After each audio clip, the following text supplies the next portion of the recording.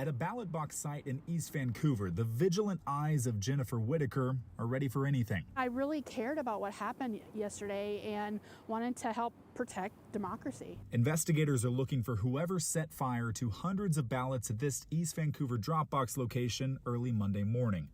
The smoking and rained-on ballots were collected and brought back to the elections office. We are still drying those out, and we're not yet ready to really begin processing those damaged ballots. County Auditor Greg Kimsey says many people are reaching out for replacement ballots and checking to see if theirs was affected by the fire.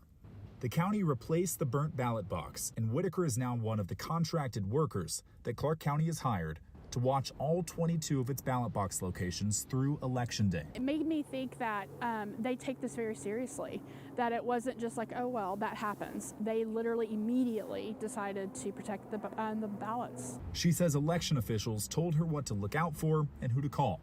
The Department of Homeland Security has issued warnings about people online talking about ways to target ballot boxes, according to a brief obtained by watchdog group Property of the People. In one memo, DHS said election infrastructure remains an attractive target for some domestic violent extremists, and states with more ballot drop boxes may be more at risk.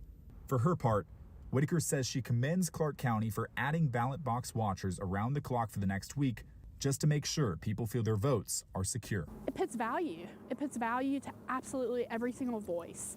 And that to me says that people care. Now, an update tonight, the New York Times is now reporting that investigators found that both devices that started fires at ballot boxes in Vancouver and Portland were marked with the words "Free Gaza."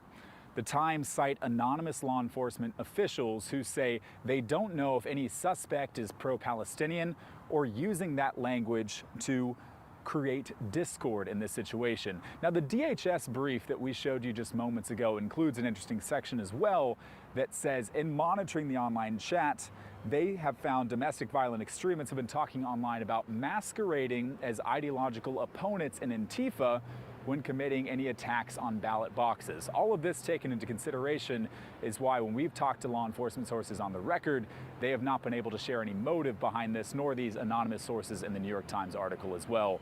More to track and more to learn in the coming days. Guys, back to you. Exactly. Important to stay skeptical and keep asking questions. Evan Watson tonight. Appreciate your update, Evan.